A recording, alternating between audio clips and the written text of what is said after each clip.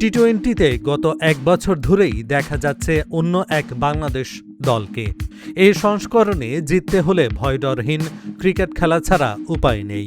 সেই মন্ত্র জপেই এখন এই ক্রিকেটটা খেলে বাংলাদেশ দল, যেটির ধারাবাহিকতা দেখা গেছে চট্টগ্রামে নিউজিল্যান্ডের বিপক্ষে প্রথম টি-20তে।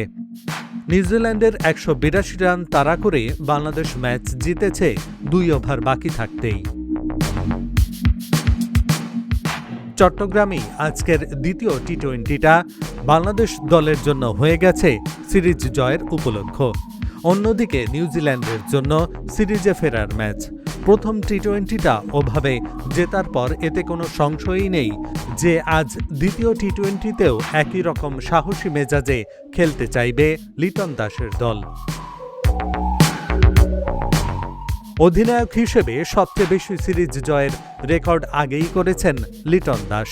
তার সামনে এখন সুযোগ অন্যদের সঙ্গে ব্যবধানটা আরও বাড়িয়ে নেওয়ার। শুধু তো ম্যাচ কিংবা সিরিজ নয়, লিটনের নেতৃত্বে টি-20র এ দলটা বদলে যাওয়ার ইঙ্গিতও দিতে শুরু করেছে। আগের ম্যাচটা বাংলাদেশ যেভাবে জিতেছে সেটি এখন তাদের আরও বেশি অনুপ্রেরণা যোগাবে। সে ম্যাচে ঘরের মাঠে সবচেয়ে বড় রান তাড়া করে জিতেছে বাংলাদেশ।